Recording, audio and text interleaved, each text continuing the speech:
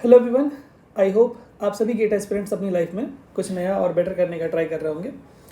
आज के इस सेशन में हम लोग बात करने वाले हैं गेट 2024 के क्वेश्चंस के ऊपर, जो कि हमारे पास में लीनियर अलजेब्रा के टॉपिक से पूछे गए थे। ये जो हमारा पहला क्वेश्चन है, ये माइनिंग इंजीनियरिंग के पेपर में 2 मार्क्स के लिए पूछा गया था क्वेश्चन। देखते हैं इस क्वेश्चन को। क्वेश्चन हमारे पास में है, मैट्रिक्स ए हमारे पास में गिवन है और हमारे पास में एक मैट्रिक्स बी भी डिफाइंड है, जो कि है ए माइनस ए ट्रांसपोज। ठीक है, देन बी इज व्हाट। हमसे पूछा गया कि जो बी मैट्रिक्स है वो क्या होगा, सिमेट्रिक होगा, स्क्यू सिमेट्रिक होगा, डायगोनल मैट्रिक्स होगा या फिर स्केलर मैट्रिक्स होगा। ठीक है, तो जो बी मैट्रिक्स डिफाइंड है वो क्या डिफाइंड है, वो है बी इक्वल टू लिखा हुआ है ए माइनस ए का ट्रांसपोज। ट्रांसपोज क्या होता है, रोज को कॉलम में इंटरचेंज कर दीजिए, वो क्या हो जाता है, ट्रांसपोज हो जाता है। ठीक है, सिंपल है। तो मैं यहाँ पे जो बी मैट्रिक्स है उसको फाइंड आउट करने की कोशिश करता हूँ। तो जो ए मैट्रिक्स है वो क्या है हमारे पास में, उसके एलिमेंट्स है 1 4 3 5 2 1 6 4 एंड 3 माइनस ए का ट्रांसपोज। अब आप बताइए मुझे, ए का जब ट्रांसपोज करेंगे जो फर्स्ट रो है वो फर्स्ट कॉलम बन जाएगा, दैट मीन्स 1 4 3। ठीक है, फिर सेकेंड रो जो है वो सेकेंड कॉलम बन जाएगा और जो थर्ड रो है वो थर्ड कॉलम बन जाएगा। सिंपल। ठीक है, 6 4 3। ठीक है, अब जो हमारे पास में मैट्रिक्स बी निकल करके आएगा, इसको आप कैलकुलेट करिए क्या आ रहा है, बताइए मुझे। 1 - 1 0, 2 - 2 0, 3 - 3 0। डायगोनल एलिमेंट्स हमारे पास में 0 आ गए।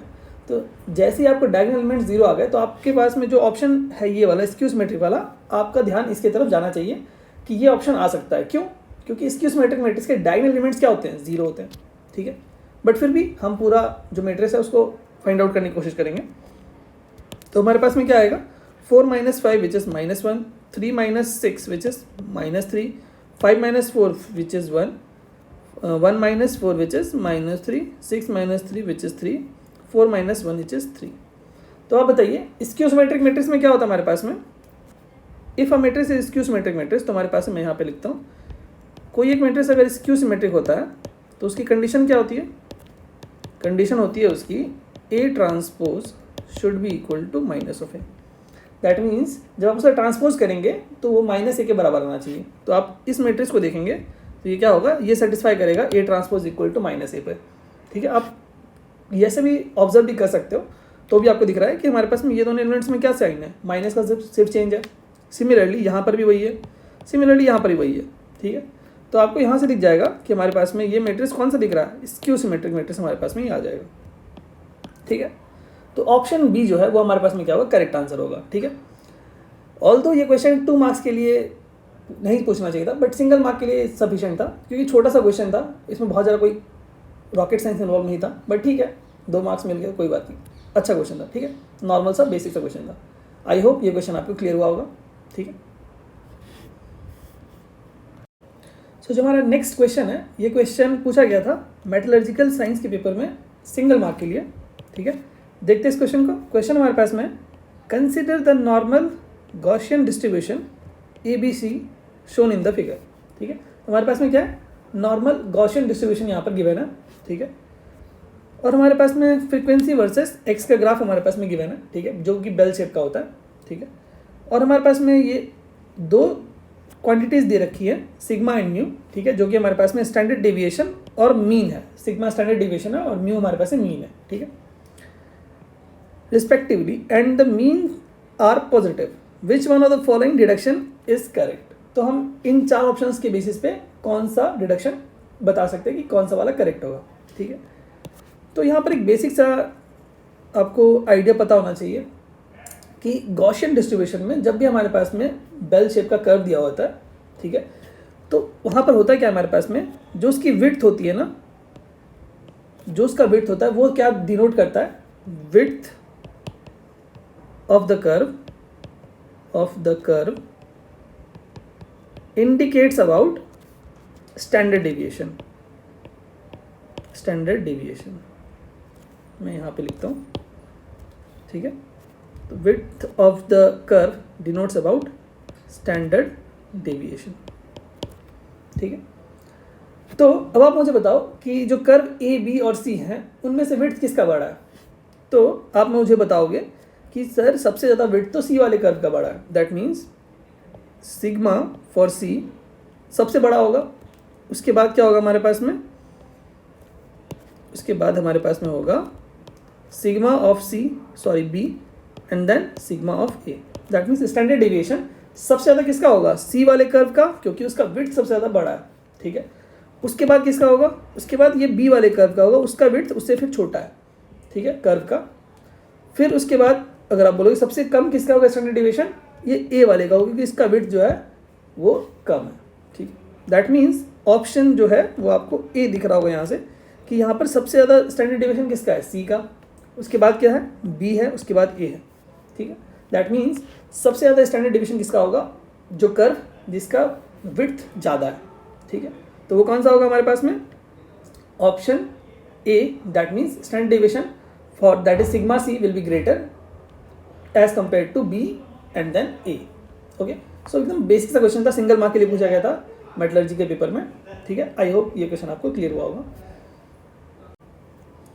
जो हमारा नेक्स्ट क्वेश्चन है, ये क्वेश्चन भी पूछा गया था मेटलर्जी के पेपर में, वो भी सिंगल मार्क के लिए, ठीक है। तो देखते हैं इस क्वेश्चन को। क्वेश्चन क्या है हमारे पास में, which of the following statement is और are correct for a square matrix. ये क्वेश्चन हमारे पास में एमएसक्यू है, that means multi select question है, एक से ज़्यादा ऑप्शन यहाँ पर करेक्ट हो सकते हैं, ठीक है। ये मल्टी सेलेक्ट क्वेश्चन है एमएसक्यू, ठीक है, जहाँ पर एक से ज़्यादा ऑप्शन आपको करेक्ट मिलता है, ठीक है। तो यहाँ पर हमारे पास में क्या बोला गया है कि जो ए ट्रांसपोज है वो ए टी के डिनोट किया गया है और ए इनवर्स कुछ ऐसा डिनोट किया गया है, ठीक है। और बोला गया इन चार ऑप्शन में से कौन सा ऑप्शन करेक्ट होगा, ठीक है। एकदम आसान सा क्वेश्चन है, आप एक बार गौर से देखिए कोई ऑप्शंस को। तो आप मुझे बताइए कि जब कोई भी मैट्रिक्स सिमेट्रिक होता है तो उसकी कंडीशन क्या होती है, A transpose is equals to A होता है, तभी हमारे पास में क्या होता है, ये सिमेट्रिक वाला कंडीशन होता है। बट यहाँ पर क्या है, A symmetric A transpose equal to minus A, ये तो गलत है ना, ऑब्वियस है, एकदम गलत है, क्योंकि A transpose equal to minus A किसके लिए होता है, स्क्यू सिमेट्रिक के लिए होता है, ना कि सिमेट्रिक के लिए। और यहाँ पर लिखा है symmetric, that means option A तो गलत है, एकदम 100% गलत है, ठीक है। ऑप्शन बी की तरफ बढ़ते हैं। तो अगर ऑप्शन बी को अगर मैं चेक करूँ तो आप मुझे बताओ, स्क्यू सिमेट्रिक के लिए A transpose equal to minus A होता है क्या, बिल्कुल होता है, ठीक है। तो दैट मीन्स ऑप्शन बी जो हमारे पास में है वो करेक्ट है। क्यों करेक्ट है, क्योंकि A transpose equal to minus of A कब होगा, जब हमारे पास में स्क्यू सिमेट्रिक मैट्रिक्स होता है। अभी जस्ट हमने देखा था लास्ट क्वेश्चंस में हमारे पास में कि जब A transpose equals to minus A होता है तो हमारे पास में कौन सा मैट्रिक्स मिलता है, हमें स्क्यू सिमेट्रिक मैट्रिक्स हमें मिलता है, ठीक है। और बात करता हूँ मैं ऑप्शन सी की, तो ऑप्शन सी हमारे पास में क्या है, if A is orthogonal then A transpose equals to minus of, sorry minus नहीं है, A transpose equal to A inverse. क्या ऐसा हो सकता है क्या, मैं यहाँ पर इरेज करके लिखता हूँ। अगर मैं ऐसा बोल दूँ A transpose equal to minus of, sorry minus फिर से मैं बोल रहा हूँ, A transpose equals to A inverse अगर होता है तो क्या मैं ऑर्थोगोनल बोल सकता हूँ क्या, बिल्कुल बोल सकता हूँ। कैसे बोल सकता हूँ बताइए मुझे। तो मैं इसको ऐसे लिख सकता हूँ क्या, A transpose is equals to I, same है, दोनों चीज़ें आप लिखोगे तो सेम ही है। दैट मीन्स अगर आप ऐसा लिख रहे हो A transpose equals to identity matrix then also same है, और A transpose is equals to A inverse ये भी बात सेम है। दैट मीन्स ये जो ऑर्थोगोनल के लिए यही कंडीशन होती है, A transpose equals to I, that means ये ऑर्थोगोनल मैट्रिक्स का कंडीशन है। दैट मीन्स ऑप्शन सी जो हमारे पास है वो क्या है, करेक्ट है, ठीक है। ऑप्शन बी और ऑप्शन सी दोनों ही करेक्ट है, लेकिन ऑप्शन डी की अगर मैं बात करूँ, that means if A is orthogonal then its determinant is 0। ऐसा ज़रूरी नहीं है, हो भी सकता है, नहीं भी हो सकता है, ठीक है। तो ऑप्शन डी जो है वो क्या होगा, इनकरेक्ट होगा, ठीक है। दैट मीन्स ये जो एमएसक्यू था इसमें दो ऑप्शंस करेक्ट थे, option B and option C. Single mark के लिए पूछा गया था मेटलर्जिकल के पेपर में, ठीक है। आई होप ये क्वेश्चन आसान था बट आपको समझ में आया होगा, ठीक है। चलिए जो हमारा नेक्स्ट क्वेश्चन है, ये क्वेश्चन पूछा गया था मेटलर्जी के पेपर में 2 मार्क्स के लिए, ठीक है। देखते हैं इस क्वेश्चन को। क्वेश्चन हमारे पास में क्या है, एक हमारे पास में मैट्रिक्स गिवन है 2x2 का और एक कॉलम वेक्टर गिवन है x और y के फॉर्मेट में, ठीक है। और हमारे पास में लैम्डा गिवन है where x and y are not identically 0। बोला गया है जो x और y आइडेंटिकल हमारे पास में क्या है, 0 नहीं है। दैट मीन्स जो कॉलम वेक्टर है x y वो 0 नहीं है, ठीक है। Then the values of lambda are, हमारे पास में लैम्डा की वैल्यूज हमसे पूछी गई है। तो अगर आप इस वाले जो पार्ट, जो हमारा मैट्रिक्स वाला पार्ट और कॉलम वेक्टर का पार्ट गिवन है, अगर आप उसको ध्यान से देखेंगे तो आपको कुछ ऑब्जर्व होगा। क्या ऑब्जर्व होगा? क्या गिवन है हमारे पास में? ये 2x2 का एक मैट्रिक्स गिवन है जिसके एलिमेंट्स हैं 1 2 8 1, और यहाँ पर हमारे पास कॉलम वेक्टर गिवन है x y, और यहाँ पर गिवन है लैम्डा, और यहाँ पर गिवन है x y। तो अगर आप एक बार रिकॉल करेंगे तो आपको ये वाला फार्मूला याद आएगा, ax equal to lambda into x. ये याद आ रहा है क्या? मैंने अपने प्लेलिस्ट में जो प्रीवियस के क्वेश्चन सॉल्व करा रखे हैं वहाँ पे मैंने बहुत बार डिस्कस किया हुआ है कि ax equal to lambda x वाली ये वाली जो प्रॉपर्टी है वो क्या करती है, वो रिलेट करती है आइगन वैल्यूज़ को और आइगन वेक्टर्स को, जहाँ पर कि हमारे पास में x क्या है, आइगन वेक्टर है, और लैम्डा क्या है, आइगन वैल्यूज़ है। ठीक है, तो हमें सिंपली यहाँ पर क्या पूछा गया, आइगन वैल्यूज़ पूछा गया, दैट मीन्स लैम्डा पूछा गया, दैट इज आइगन वैल्यूज़। ठीक है, तो आइगन वैल्यूज़ को कैसे निकालोगे आप? या तो आप 2x2 मैट्रिक्स है उसका क्वाड्रेटिक इक्वेशन बना के, कैरेक्टरिस्टिक इक्वेशन बना के आप क्वाड्रेटिक सॉल्व करके आप रूट्स निकाल सकते हो, या तो फिर आप क्या कर सकते हो, आप आइगन वैल्यूज़ की प्रॉपर्टीज़ लगा के आप आइगन वैल्यूज़ निकाल सकते हो। सो इट्स अपॉन यू कि आप क्या करते हो। मैं प्रेफर करता हूँ आइगन वैल्यूज़ की प्रॉपर्टीज़ को यूज़ करना, क्योंकि वो लगाना थोड़ा आसान होता है। ठीक है, तो मैं क्या करूँगा, मैं प्रॉपर्टीज़ को लगाऊंगा। ठीक है, तो ये जो मैट्रिक्स था हमारे पास में उसमें मैं फर्स्ट प्रॉपर्टी लगाता हूँ। मैं प्रॉपर्टी लिख रहा हूँ, sum of eigen values is equal to sum of principal diagonal element, principal diagonal elements.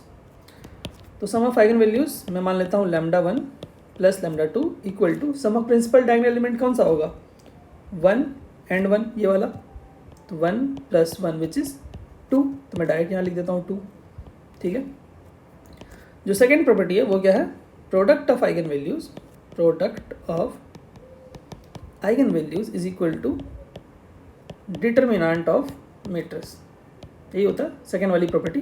ठीक है, तो अब बताओ मेरे को कि प्रोडक्ट ऑफ आइगन वैल्यूज़ को मैं क्या लिख सकता हूँ, lambda 1 into lambda 2 equal to determinant of matrix क्या आएगा बताइए मुझे, 1 माइनस 16, दैट मीन्स माइनस 15, यही आएगा। ठीक है, तो अब मेरे को ये बताओ कि इन दोनों को अगर आप सॉल्व करोगे तो क्या मिलेगा आपको। ठीक है, अगर आप इन दोनों को सॉल्व करोगे तो आपको लैम्डा 1 और लैम्डा 2 की वैल्यूज़ क्या मिलेंगी। अगर आप इन दोनों इक्वेशंस को सॉल्व करोगे तो आपको मिलेगा लैम्डा 1 और लैम्डा 2 की वैल्यूज़ क्या मिल जाएगी आपको, 3 और -5 मिल जाएगी। देखिए आप इन दोनों को मल्टीप्लाई करेंगे तो क्या आपको मिलेगा, -15। जब इन दोनों को आप जोड़ोगे, ऐड करोगे तो क्या मिलेगा, 2। सॉरी, यहाँ पर उल्टा हो जाएगा हमारे पास में, -5 नहीं होगा, यहाँ पर हमारे पास में उल्टा कर देता हूँ मैं। ठीक है, अगर मैं ऐसा लिख दूँ, लैम्डा 1 की वैल्यूज़ को मैं लिख दूँ 5 और लैम्डा 2 की वैल्यू को मैं -3 कर दूँ, तो हमारे पास में क्या हो जाएगा, इन दोनों का मल्टीप्लिकेशन क्या देगा हमें, -15 देगा, और इन दोनों का एडिशन क्या देगा हमारे पास में, 2। दैट मीन्स जो लैम्डा 1 की वैल्यू मैं 5 रख सकता हूँ, लैम्डा 2 की वैल्यू मैं -3 रख सकता हूँ। ठीक है, क्योंकि ये जो लैम्डा 1 लैम्डा 2 की वैल्यूज़ हैं ये दोनों ही इक्वेशंस को सेटिस्फाई कर रही हैं। ठीक है, तो यही हमारे पास में क्या हो जाएगा, आंसर हो जाएगा। तो ये ऑप्शन कौन सा वाला दिख रहा है आपको बताइए, option A, that is 5 and -3, जो कि करेक्ट आंसर है। ठीक है, तो यहाँ पर हमें basically ax equal to lambda x के फॉर्म में हमारे पास में इक्वेशन गिवन थी, और हमसे पूछा गया था कि आइगन वैल्यूज़ क्या क्या पॉसिबल हैं। तो हमने क्या किया, हमने जो प्रॉपर्टीज़ ऑफ आइगन वैल्यूज़ हैं उनका यूज़ करके हमने आइगन वैल्यूज़ निकाल लिया, लैम्डा 1 और लैम्डा 2, जो कि हमारे पास में ऑप्शन ए में हमें दिख रहा है। ठीक है, आई होप ये क्वेश्चन आपको क्लियर हुआ होगा। अगर आपको कोई भी डाउट होता है तो आप क्या कर सकते हैं, हमें कमेंट बॉक्स में कमेंट करके बता सकते हैं। ठीक है, चलिए बात करते हैं नेक्स्ट क्वेश्चन की तरफ। जो हमारा नेक्स्ट क्वेश्चन है, ये क्वेश्चन पूछा गया था पेट्रोलियम इंजीनियरिंग के पेपर में सिंगल मार्क के लिए। ठीक है, देखते हैं इस क्वेश्चन को। क्वेश्चन हमारे पास में, for the given matrix Q, एक हमारे पास में मैट्रिक्स गिवन है क्यू, जो कि 3x3 का है, स्क्वायर मैट्रिक्स है। विच one of the following statement is और आर ट्रू। ये हमारे पास में क्या है, एक मल्टी सेलेक्ट क्वेश्चन है, MSQ। ठीक है, यहाँ पर क्या हो सकता है, एक से ज़्यादा ऑप्शन आपको करेक्ट मिल सकते हैं। ठीक है, तो सबसे पहले अगर मैं बात करूँ, अगर मैं ऑप्शन डी की तरफ देखूं, दैट इज सिमेट्रिक मैट्रिक्स है या नहीं है, तो आप क्लियरली सिर्फ देख के बता सकते हो कि ये मैट्रिक्स सिमेट्रिक है या नहीं है। कैसे, तो आप मेरे को ये बताओ कि यहाँ डायगोनल एलिमेंट क्या है हमारे पास में, ये है। सिमेट्रिक मैट्रिक्स क्या होता है, डायगोनल के अबाउट सिमेट्रिक होता है। ठीक है, तो ये रहा हमारे पास में डायगोनल एलिमेंट। डायगोनल के जो अपोजिट साइड पे हैं वो इक्वल है क्या, देखो यहाँ पे 0 0 बराबर है, लेकिन क्या यहाँ पर बराबर है? क्या यहाँ पर 1/√2 है और यहाँ पर -1/√2 है? आपको यहाँ पे थोड़ा सा क्लियर कर देता हूँ। तो यहाँ पर क्या है हमारे पास में? यहाँ पर 1/√2 है और यहाँ पर हमारे पास में -1/√2। दैट मीन्स डायगोनल के अबाउट सिमेट्रिक नहीं है। अगर डायगोनल के अबाउट सिमेट्रिक नहीं है तो हम क्या बोल सकते हैं कि हमारे पास में ये मैट्रिक्स सिमेट्रिक नहीं है। दैट मीन्स ऑप्शन डी तो यहाँ पे इनकरेक्ट है। इतना तक तो क्लियर है। अब अगर मैं बात करूँ ऑप्शन सी की, दैट मीन्स सिंगुलर मैट्रिक्स है या नहीं है, तो अपन डिटर्मिनेंट निकालेंगे, चेक करेंगे हमारे पास में कि अगर डिटर्मिनेंट 0 आएगा तो अपन बोल सकते हैं कि सिंगुलर मैट्रिक्स है। डिटर्मिनेंट नॉन जीरो आएगा तो अपन बोलेंगे नॉन सिंगुलर है। ठीक है, तो चेक करते हैं। ओपन करिए इसका डिटर्मिनेंट। तो डिटर्मिनेंट कैसे लिखेंगे अपन, बताइए। 1/√2 इंटू 1/√2 -0 प्लस 1/√2 इंटू 0 प्लस 1/√2। इसकी वैल्यू बताइए मुझे क्या आ रहा है। ये डिटर्मिनेंट है हमारे पास में। ठीक है, डिटर्मिनेंट की वैल्यू क्या आ रही है हमारे पास में? यहाँ पर आ जाएगा 1/2 और यहाँ से भी आ जाएगा हमारे पास में प्लस 1/2, जो कि हमारे पास में आ जाएगा 1, which is non zero. That means हमारे पास में ये मैट्रिक्स क्या हो जाएगा? Non singular. ठीक, दैट मीन्स यहाँ पर हमारे पास में ऑप्शन सी में क्या बोला गया था? ऑप्शन सी में सिंगुलर मैट्रिक्स बोला गया था, बट इसका डिटर्मिनेंट क्या आ रहा है? नॉन जीरो आ रहा है। तो हम क्या बोल सकते हैं कि ये ऑप्शन क्या है? गलत है। मैट्रिक्स तो हमारे पास में क्या है? नॉन सिंगुलर है, बट ऑप्शन सी में बोला गया था कि ये सिंगुलर मैट्रिक्स है। दैट मीन्स ऑप्शन सी भी हमारे पास में गलत है। अब बात करते हैं ऑप्शन ए और ऑप्शन बी की। ठीक है, तो एकदम आराम से देखेंगे इसको, ऑप्शन ए और ऑप्शन बी। तो अगर आप ध्यान से देखेंगे तो ऑप्शन ए में हमारे पास में ऑर्थोगोनल मैट्रिक्स बोला गया। ऑर्थोगोनल मैट्रिक्स में क्या होता है हमारे पास में? ऑर्थोगोनल मैट्रिक्स क्या होता है हमारे पास में? Q transpose is equal to क्या आना चाहिए? आई आना चाहिए। यही क्या होता है हमारे पास में? ऑर्थोगोनल मैट्रिक्स का प्रॉपर्टी होता है। ठीक है, ये कंडीशन हमारे पास में ऑर्थोगोनल के लिए सेटिस्फाई होनी चाहिए। ठीक है, और अगर ऑप्शन बी की अगर आप बात करें तो अगर आप देखेंगे तो Q transpose is equal to Q inverse लिखा हुआ है। जैसा कि मैंने लास्ट क्वेश्चन में बताया था कि इसको आप रीअरेंज करके क्या लिख सकते हो? Q transpose is equal to I. That means दोनों ही ऑप्शन सेम है, बस खाली फ्रेमिंग अलग अलग है। ठीक है, तो आप एक बार चेक कर लीजिए कि क्यू इंटू क्यू ट्रांसपोज क्या हमारे पास में जनरेट कर रहा है। अगर Q into Q transpose identity matrix बना रहा है, दैट मीन्स वो ऑर्थोगोनल होगा। चेक करते हैं, क्यू इंटू क्यू ट्रांसपोज से मल्टीप्लाई करके चेक कर लेते हैं कि क्या आ रहा है। ठीक, तो उससे हमारे पास में ऑप्शन ए और ऑप्शन बी दोनों ही चेक हो जाएंगे, क्योंकि दोनों ही स्टेटमेंट क्या है? सेम है, बस फ्रेमिंग अलग अलग है। ठीक है, चलिए तो चेक कर लेते हैं एक बार। तो अगर मैं यहाँ पर क्यू इंटू क्यू ट्रांसपोज लिखूँ तो क्या आएगा बताइए मुझे। क्यू पहले मैं लिखता हूँ मैट्रिक्स को। क्यू हमारे पास में क्या है? 1/√। मैं इसको थोड़ा एनलार्ज करके लिखता हूँ। ठीक है, तो यहाँ पर मैं लिखता हूँ क्यू, ये हमारे पास में है 1/√2 0 1/√2। ठीक, 0 1 0, यहाँ पर -1/√2, यहाँ पर है 0, यहाँ पर है 1/√2। ये हो गया हमारे पास में मैट्रिक्स क्यू। क्यू ट्रांसपोज करेंगे क्या आएगा? क्यू ट्रांसपोज का मतलब क्या होता है? रो को कॉलम में इंटरचेंज कर देते हैं। ठीक है, तो फर्स्ट रो को फर्स्ट कॉलम बना दीजिए। फर्स्ट रो को आप फर्स्ट कॉलम बना दीजिए। फर्स्ट रो को फर्स्ट कॉलम बना दीजिए। सेकंड रो को सेकंड कॉलम बना दीजिए। ठीक है, थर्ड रो को थर्ड कॉलम बना दीजिए। ठीक है, बस यही करना है। अब मल्टीप्लाई कर दीजिए। मल्टीप्लाई करके देखिए क्या आ रहा है। इन दोनों मैट्रिक्स को अगर आप मल्टीप्लाई करेंगे तो आपको क्या मिलेगा बताइए मुझे। मल्टीप्लाई करके चेक कर लीजिए। तो जब मैं मल्टीप्लाई करूंगा तो रो इंटू कॉलम मल्टीप्लाई करूंगा। मैट्रिक्स का मल्टीप्लिकेशन कैसा होता है? Rho into column. ठीक है, तो जब अपन फर्स्ट रो फर्स्ट कॉलम से मल्टीप्लाई करेंगे तो क्या आएगा बताइए। फर्स्ट रो फर्स्ट कॉलम को मल्टीप्लाई करेंगे तो 1/2 प्लस आ जाएगा हमारे पास में 0 प्लस 1/2। दैट मीन्स यहाँ पर आ जाएगा 1। ठीक है, first row into second column करेंगे तो 0 0 और 0, यहाँ पर आ जाएगा 0। First row into third column करेंगे तो क्या आएगा 1/2 0, और हमारे पास यहाँ 1/2 माइनस में प्लस में, यहाँ पर भी 0 आ जाएगा। ठीक है, सिमिलरली अगर आप चेक करेंगे फर्दर तो आपको क्या मिलेगा, मैं यहाँ पर डायरेक्ट लिख रहा हूँ। ठीक है, आपको मिलेगा यहाँ पर मिलेगा 1, यहाँ पर 0, यहाँ पर 1, यहाँ पर 0, यहाँ पर 0, यहाँ पर 0। ठीक है, यहाँ पर आपको क्या मिल जाएगा? Identity matrix. आइडेंटिटी मैट्रिक्स अगर आप चेक करके कर सकते हो, मैंने ऑलरेडी यहाँ पे कर दिया। ठीक है, तो अगर आप इन दोनों मैट्रिक्स को मल्टीप्लाई करेंगे क्यू इंटू क्यू ट्रांसपोज तो आपको क्या मिलेगा? एक आइडेंटिटी मैट्रिक्स मिलेगी, वो भी 3x3 की। तो हमने क्या किया? क्यू इंटू क्यू ट्रांसपोज किया तो हमें क्या मिला? आइडेंटिटी मैट्रिक्स, जो कि हमारे पास में किसकी प्रॉपर्टी है? ऑर्थोगोनल मैट्रिक्स की। सो हम क्या बोल सकते हैं कि ऑप्शन ए करेक्ट है और ऑप्शन बी भी करेक्ट है। क्यों? क्योंकि ऑप्शन ए और ऑप्शन बी क्या है, बस फ्रेमिंग अलग है, स्टेटमेंट सेम है, सिर्फ दोनों ही इंडिकेट कर रहे हैं किसको, ऑर्थोगोनोमेट्रिक्स को, बस फ्रेमिंग अलग अलग है, दोनों अलग अलग तरीके से लिखा हुआ है। ठीक है, तो आई होप ये क्वेश्चन आपको क्लियर हुआ होगा। एकदम बेसिक सा क्वेश्चन था, बस यहाँ पर आपको थोड़ा सा एकदम पेशेंस से करना था चीज़ों को समझ के। जैसे सपोज करिए ऑप्शन डी में सिमेट्रिक मैट्रिक्स के बारे में पूछा था, ऑब्जर्व करके आप बता सकते थे कि सिमेट्रिक मैट्रिक्स है या नहीं है। ठीक है, उसके बाद ऑप्शन सी में सिंगुलर और नॉन सिंगुलर के बारे में पूछा गया था, दैट मीन्स आपको डिटरमिनेंट निकालना था। ऑप्शन ए और ऑप्शन बी सेम थे, बस फ्रेमिंग अलग अलग था। ठीक है, तो ये सारी चीज़ें आपको प्रैक्टिस करने से आएंगी।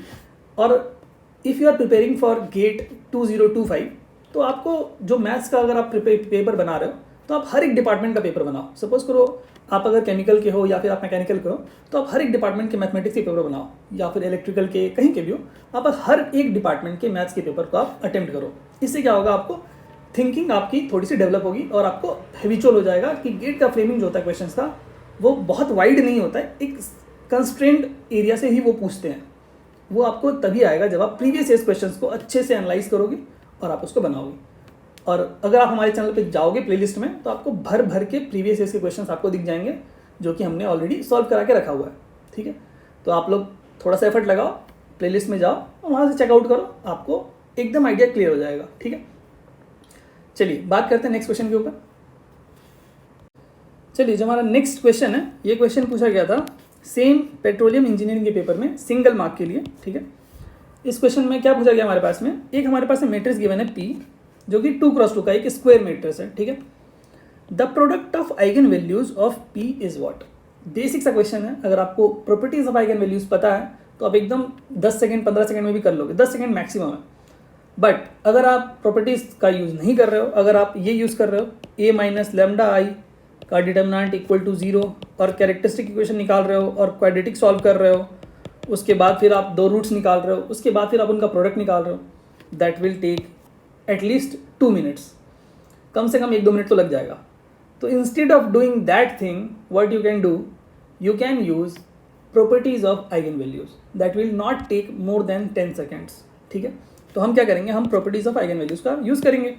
ठीक है, जैसा कि हम अपने लास्ट लेक्चर्स में और मोस्ट ऑफ द लेक्चर्स में हम यही करते हैं, प्रॉपर्टीज ऑफ आइगन वैल्यूज को अच्छे से यूज़ करते हैं। क्यों? क्योंकि बहुत इंपॉर्टेंट है, आपके हर एक क्वेश्चन में मैट्रिसेस में अप्लाई हो जाएगा, मोस्ट ऑफ द क्वेश्चंस में अप्लाई होता है। ठीक है, तो आप इस प्रॉपर्टीज़ को, दोनों प्रॉपर्टीज जो हैं, sum of eigen values is equal to sum of eigen values is equal to sum of principal diagonal element, ये फर्स्ट प्रॉपर्टी है। सेकंड प्रॉपर्टी क्या है, product of eigen values is equal to क्या होता है हमारे पास में, डिटर्मिनेंट ऑफ मैट्रिक्स। ये दोनों प्रॉपर्टीज आपके फिंगर टिप पे होनी चाहिए। अगर आपको रात में कोई भी सपने में भी पूछ ले तो आप बता पाओ ये दोनों प्रॉपर्टीज ऐसी हैं, बहुत इंपॉर्टेंट है। ठीक है, तो मैं इन प्रॉपर्टीज का यूज़ करूंगा। हमें यहाँ पे पूछा है प्रोडक्ट ऑफ आइगन वैल्यूज, तो जो सेकंड वाली प्रॉपर्टी है हम लोग उसका यूज़ करेंगे। सेकंड वाली प्रॉपर्टी क्या है, product of eigen values is equal to क्या होता है हमारे पास में, डिटर्मिनेंट ऑफ मैट्रिक्स। ठीक है, हमसे क्या पूछा गया, प्रोडक्ट ऑफ आइगन वैल्यूज, तो ये वाला चीज़ हमसे पूछा गया, हम क्या निकालेंगे, determinant of matrix. Determinant of matrix तो आप निकाल ही सकते हो, बताओ मेरे को डिटर्मिनेंट निकाल के क्या आ रहा है। डिटर्मिनेंट क्या आ रहा है, 4 + 2 विच इज़ नथिंग बट 6। आप मेरे को बताओ ये करने में मेरे को कितना टाइम लगा। 10 सेकंड में मैं बहुत ज़्यादा बोल रहा हूँ, अगर आपकी प्रैक्टिस है तो 5 सेकंड भी बहुत ज़्यादा है इसके लिए, इस क्वेश्चन के लिए। ठीक है, तो क्वेश्चन का आंसर क्या आ जाएगा हमारे पास में, 6 is the correct answer for this question. Single mark के लिए पूछा गया था, एकदम आसान सा क्वेश्चन था। तो 1 मार्क या फिर 1 मार्क या फिर 2 मार्क आपके रैंक को 200 से 300 या तो ऊपर या तो नीचे लेके जा सकता है, ये आप इस बात से आप अग्री करते हो। ठीक है, तो मैं आपको यही सजेस्ट करूँगा कि आप प्लेलिस्ट में जितने भी सारे लेक्चर्स मैंने सॉल्व करा के रखे हैं, मैं प्रीवियस ईयर्स के क्वेश्चंस आपको सॉल्व करा के रखे हैं, आप एक बार उनको गो थ्रू करिए। अगर आपका कोई भी डाउट होता है तो आप क्या करिए, कमेंट बॉक्स में कमेंट करके हमें बताइए, मैं ट्राई करूँगा उसको क्लियर करने की। ठीक है, आपको इनफ मटेरियल अवेलेबल है और वो भी फ्री में। मैंने उसके लिए किसी भी तरह का कोई भी मोनेटाइजेशन या फिर बहुत सारी वीडियोस में तो मोनेटाइजेशन भी ऑफ है, तो आपको बहुत सारा एड्स भी नहीं आएगा। तो आप एक बार प्लेलिस्ट में जाइए और आप एक बार 1 बाय 1 लेक्चर्स को आप अटेंड करिए। आपको अगर 1 महीने भी आप ये चीज़ करते हो ना, तो आई कैन गारंटी यू कि आपके 10 आउट ऑफ 13 मार्क्स मैथमेटिक्स में, इंजीनियरिंग मैथमेटिक्स में आपको आराम से आ जाएगा, ये मेरी गारंटी है। अगर आप 1 महीने से 2 महीने अगर आप फॉलो करते हो एकदम थॉरोली, आपके 10 आउट ऑफ 13 मार्क्स कहीं भी नहीं गए हैं, इर्रेस्पेक्टिव ऑफ योर ब्रांच। आप किसी ब्रांच के स्टूडेंट हो, अगर आप अच्छे से फॉलो करते हो हमारे प्लेलिस्ट को, तो मैं गारंटी देता हूँ कि आपका जो प्रिपरेशन है बहुत ही अच्छे तरीके से रेडी हो जाएगा और आप 10 आउट ऑफ 13 तो ईजिली लेके आ जाओगे। 10 आउट ऑफ 13, ठीक। तो अगर आपको मेरा सजेशन अच्छा लगता है तो आप उसको कैरी आउट करिए, अदरवाइज कोई बात नहीं, ठीक है। So thank you so much everyone, thank you.